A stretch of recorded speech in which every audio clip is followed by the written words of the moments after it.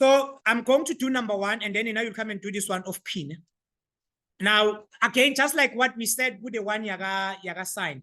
Agree here, we're supposed to, we said if we are given, there, the trick was that if we are given A and B, we're going to make them to be the base. Here, because we are going to start with C here, we're going to make C to be the base. It can be C and A, it can be C and B, it doesn't matter. So we're going to make A and C to be our base, and then we're going to draw a right angle. Agree, this one here is an acute angle. So since it's an acute angle, we need to come up with a triangle, team. So if we come up with a triangle, we're going to have something that looks like this. Okay, so we have our triangle. And then on our triangle, then we can come and say, okay, we are going to have C here. Now, C, we're going to make it to be like, we're going to put it on the horizontal plane. Actually, we want everything in terms of C. So I'm going to put C here. It makes my life a little bit simple if I put C there. You will see why. You can put C everywhere, guys. Remember, which here, as I said, you can put it anywhere, but there are certain things that are going to make your life to be a little bit simple.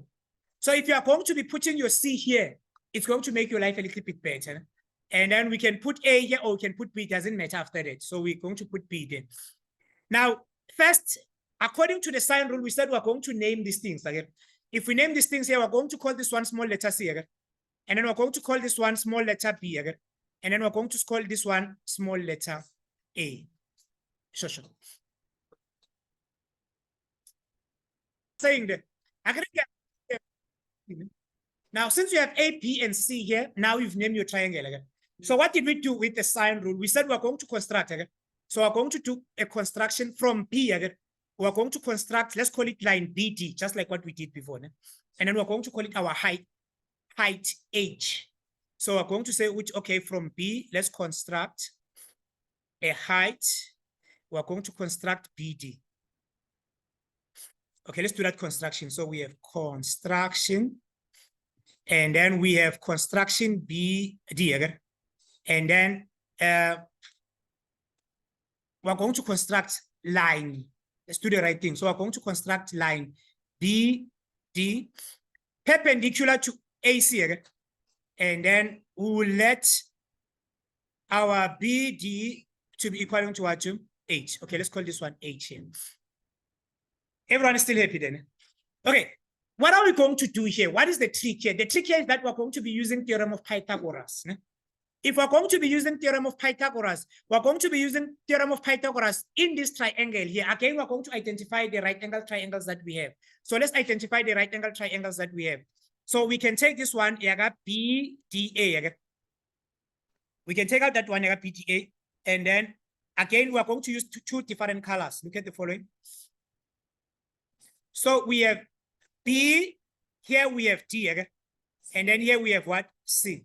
Okay, let's put 90 degrees here. Okay, let's make the other one to be blue. So here we're going to have B, and then here we're going to have D, and then here we're going to have what? A. This one here is a right angle triangle. And then this one here is also a right angle triangle. Okay, based on what we just said here, I agree this one here is going to be named as what? As C. And then this one here is going to be what to be? This one is going to be? This one here is going to be A. Okay, now we're going to use theorem of Pythagoras. When we use theorem of Pythagoras, because we want to get C, because we want to get C squared. Actually, we need to start with C squared. We're going to be using this triangle here. So what we're going to say to them is that, okay, let's look at this. C squared is going to be given as BD, which is this one again. And then we said BD, we named it H again. So we can say, okay, this one here is going to be H. So this is going to be H squared again. Plus, we also have this thing here. This one is DA again. So this one is also going to be DA all squared. So that's what we have again. Now, what are we going to do with these things here? We're going to come back to this triangle here that we have, the red one. On the red one, we're going to change H and make it to be like a trig ratio, because that's what we need. We need trig ratios.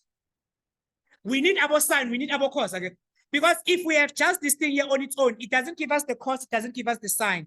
So how do we get the sines then? This is what we're going to do. We're going to come back to the red one. On the red one, I get this is 19. This one here, we're going to call it the hype side. Okay? Now this one, it's a hype side, and then we said this one is H. Okay?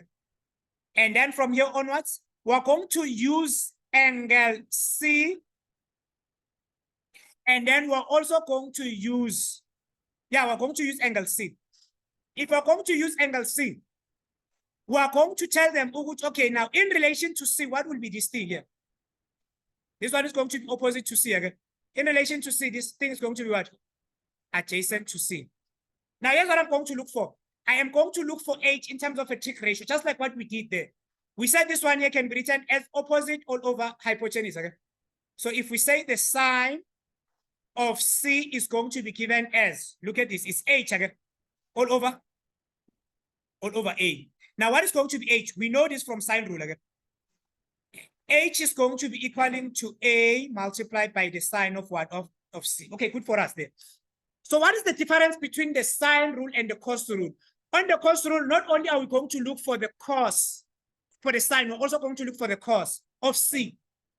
Now, how do I get the cos of C? I am going to tell them which the cos of C is going to be adjacent. What is adjacent? It's CD. Okay? So I'm going to tell them which it's CD all over hypotenuse side. What is the hypotenuse side? A. And then I'm looking for CD. Okay? Now, if I'm looking for CD, I'm going to cross multiply. If I cross multiply, it says CD is going to be equaling to A, the cos of what? Of C. Does that make sense? So let's come and update our diagram here. It means we're starting from here to here. What is this thing here? In terms of a trig ratio, it's A cos of C. Okay? So this is going to be A, the cos of what? Of C. Now, that's not enough because look at this here. What do I have here? I have H and then I also have what? AD. You see that? Okay? I have H and then I also have what? AG. For H, it's fine. I'm going to come and substitute this one here. Instead of H, I am going to put this. Now, I need to get AD. I need to get this part here. Yeah? Now, if I'm going to get this part, look at this here.